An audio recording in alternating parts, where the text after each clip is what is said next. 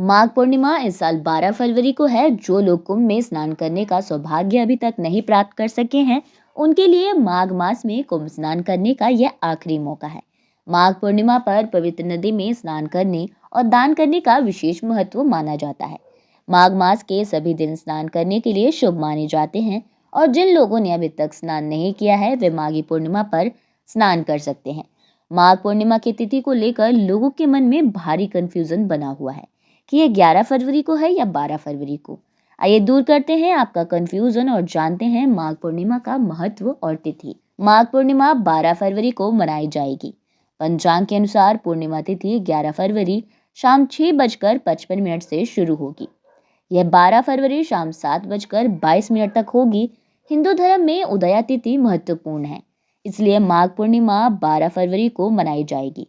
पूर्णिमा तिथि का प्रारंभ 11 फरवरी को शाम को होगा। उदया तिथि के महत्व के कारण माघ पूर्णिमा का पर्व अगले दिन मनाया जाएगा। माघ पूर्णिमा पर ब्रह्म मुहूर्त में स्नान करने का सर्वाधिक महत्व माना जाता है। इसके साथ ही पूरे दिन कभी भी स्नान करके पुण्य प्राप्त कर सकते हैं। ब्रह्म मुहूर्त सुबह 5:19 से 6:10 तक है।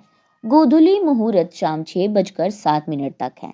अमृतकाल शाम 5:55 से रात को 7:35 तक रहेगा। सुबह जल्दी उठने वालों के लिए ब्रह्म मुहूर्त शुभ माना जाता है।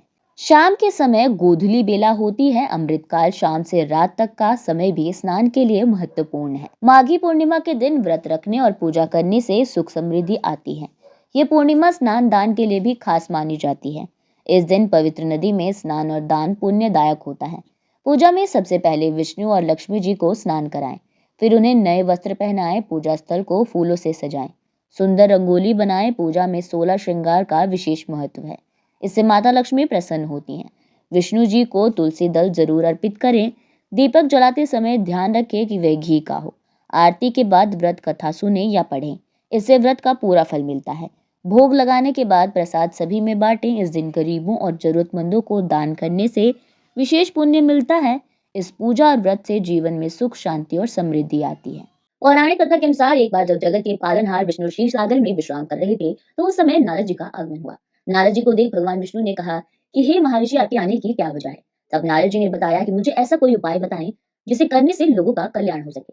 विष्णु जी ने कहा कि जो जातक संसार के सुखों को भोगना चाहता है और मृत्यु के बाद परलोक जाना चाहता है, तो उसे पूर्णिमा तिथि पर सच्चे मन से सत्यनारायण पूजा अर्चना करनी चाहिए। इसके बाद नारद जी ने भगवान श्री हरि विष्णु को व्रत विधि के बारे में विस्तार से बताया।